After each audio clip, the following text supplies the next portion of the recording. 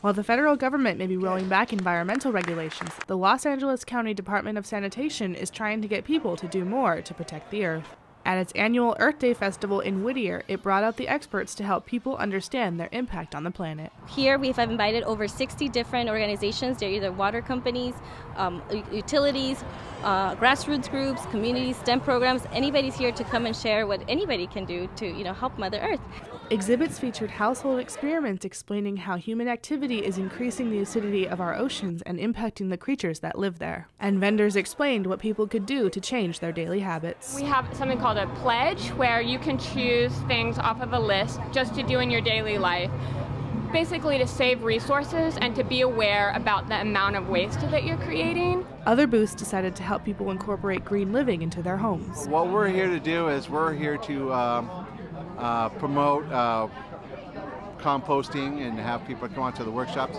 We're trying to get everybody to use up their yard waste and their kitchen waste and compost it. To add some fun to the event, the district offered flower pot painting, interactive games, and live entertainment. For many who came out to celebrate the Earth, the event encouraged them to take steps to be more eco-friendly. As I realized that it actually is small things that I can do personally will make a huge difference. I did not know much about the environment, so I wasn't very environment friendly. I didn't know much, so I didn't help much. Lauren Van Loo, Foothill Community News.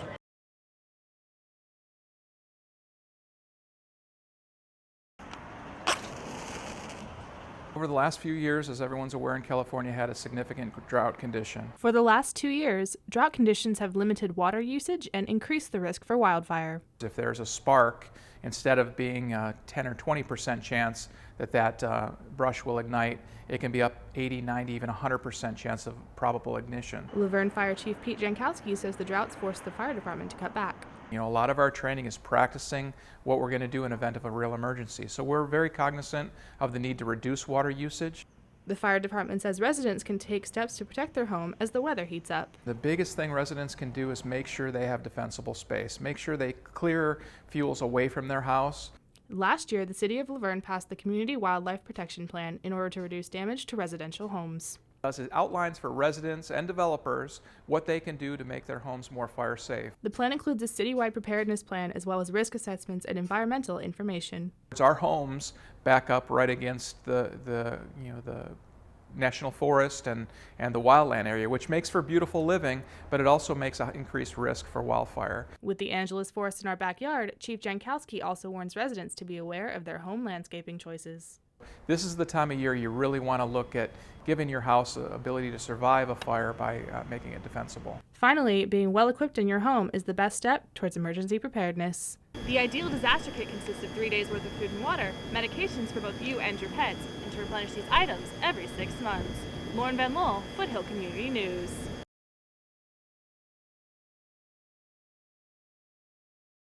Jeff Naismith opened his restaurant 4th Street Mill in Laverne with the intent of bringing more variety to the downtown restaurant scene. I felt the downtown area desperately needed more variety as far as restaurants, dining, pub, atmosphere. But the 90-year-old building lacked character. It was all covered up with drywall and T-bar ceilings and things that just have no nostalgia to them. Naismith decided to completely strip the building and start from scratch. To expose all that and really bring out the beauty of this old building and the architecture of it, it's like having a classic car, an antique car that you restore. His innovative design, along with those of 14 other businesses and buildings in the city, have been awarded the 2017 Laverne Community Design Awards. They are distinctive. They show a pride of design and frequently a pride of ownership. They just go above and beyond. The awards are given based on extensive criteria, such as how well the design fits into its existing environment, its overall creative nature, and the innovative use of building materials. Among this year's 15 winners are Waffles Coffee House, recognized for its sleek modern elements, Platinum Lashes for its 1950s salon-inspired interior design, and the Spanish Revival influences of Cedar Springs, the newest transitional housing addition to the David and Margaret Youth and Family Center. When we thought about building the apartments, we wanted to make sure that it contained some sustainable elements to that. And that's reflected in in the gray water collection system that we have, in the efficiency of the wall constructions to conserve energy, and the solar panels also. Whether it's a design that incorporates conservation or one that brings a new aesthetic to the landscape, each of these winners adds character to the city of La Verne.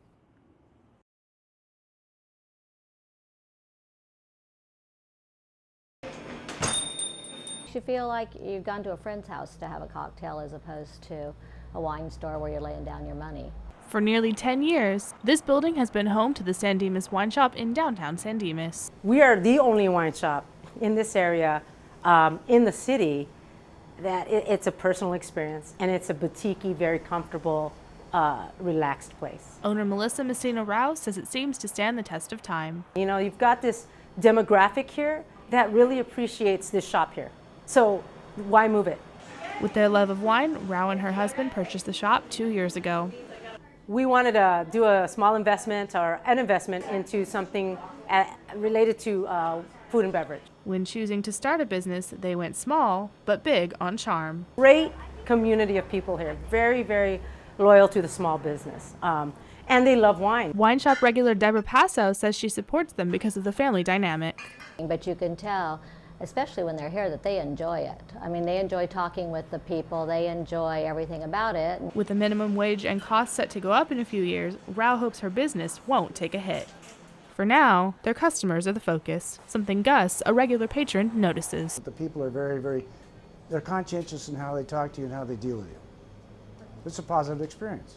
As a thank you for their loyalty, regular customers are gifted with a personalized wine glass. And I can remember when they gave me my glass, the very first one. I was tickled to death. The Raos plan to keep the shop running as long as the community's love for wine endures. Wine is for everybody. And we, here again, as part of your personal experience here at the shop, we don't turn away people. We want you to come in and experience what we experience, our love for wine. Lauren Van Lol, Foothill Community News.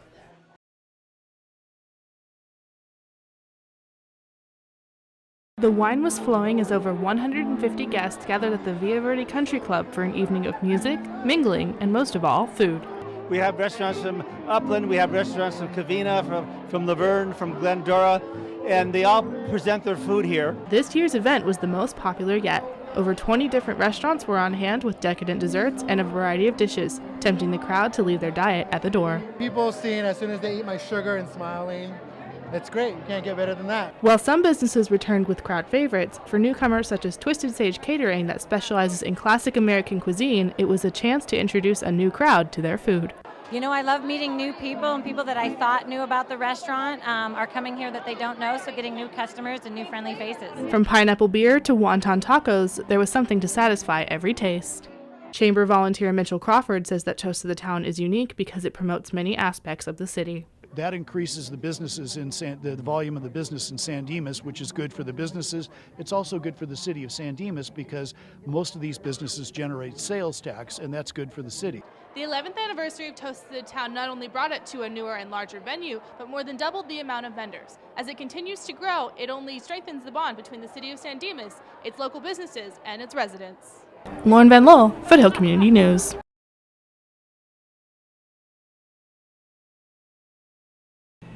As they celebrate their third year in business, on the day of the show, they'll feature a special ale on tap.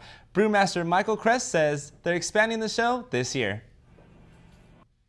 This one will be a little bit larger than last year. I think last year we had 40 cars. This year we're going to have about 50. A portion of the entrance fees will be donated to the automotive program at Bonita High School. On the day of the show, you can tour the brewery and taste the beers. They'll also have food and entertainment. The event takes place on Sunday, April 17th from noon to 6 p.m. at the brewery and is free to the public.